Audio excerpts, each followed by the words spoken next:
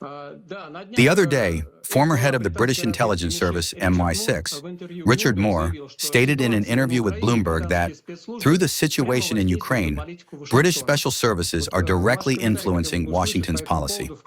We would like to hear your comment on this, in the context of the ongoing Russian-American negotiation process.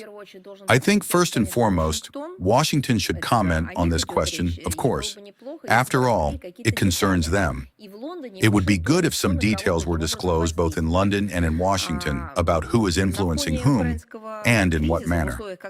And against the backdrop of the Ukrainian crisis, under conditions when the new administration in Washington is indeed making efforts to search for a peaceful resolution of the conflict, Britain is striving to seize, well, some kind of, I don't know, leading position, but only in the opposite direction, in consolidating the resolve of the countries of the Western minority, primarily Western Europe, to provide reckless and comprehensive support to the Kiev regime in order to counter the allegedly destructive policy of Moscow and its unprovoked aggression against Ukraine, and to achieve, so to speak, the realization of their plans to inflict on Russia what they have termed a strategic defeat, and in reality simply to derail any peace negotiation processes or movements directed toward peace or even just its discussion.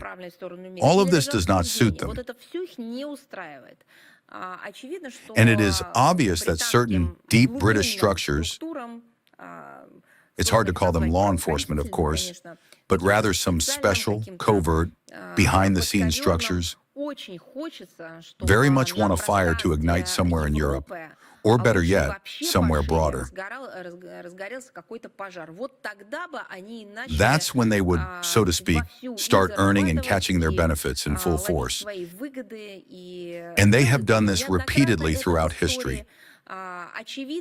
And obviously, they do not have enough of their own scientific, technological, space-related developments or resource base of what is now so necessary in order to step into a new era from the position of a leader.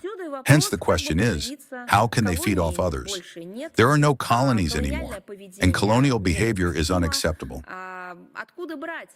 Where can resources and power for a breakthrough be obtained from? It is obvious that they have also forgotten how to work on equal terms over several centuries. They constantly cherish stories from their past about how they ruled the entire world. And this, in turn, is where the desire and the drive come from to disrupt peace talks, to prevent the establishment of peace in the heart of Europe, in order to still make some obvious gain for themselves. That the British are calling the shots in Ukraine is beyond doubt for anyone. One can recall, for example, how in April 2022, the then Prime Minister Johnson forbade the Kiev regime from signing an already initial document, stating that Ukraine should continue to further weaken Russia, and for this it would receive weapons, carry out mobilization, and fight. And the countries of Europe would support it for as long as necessary. All of this was a British idea.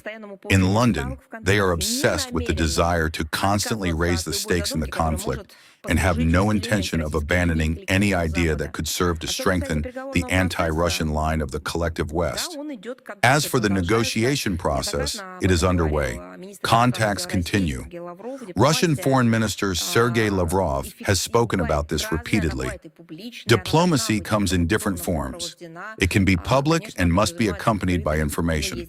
Of course, this implies openness, but there is also diplomacy that must be carried out behind closed doors in order for it to be effective, and so that the processes that are only taking shape are not disrupted.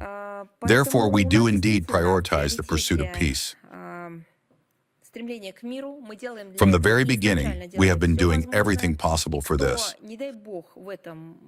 For those who, God forbid, doubt this, we will remind them how we ourselves developed the Minsk agreements and for 7 years tried to implement them, calling on the international community to do so. I would remind you that this was, after all, not just a document drawn up by various parties. It already had a United Nations Security Council resolution attached to it.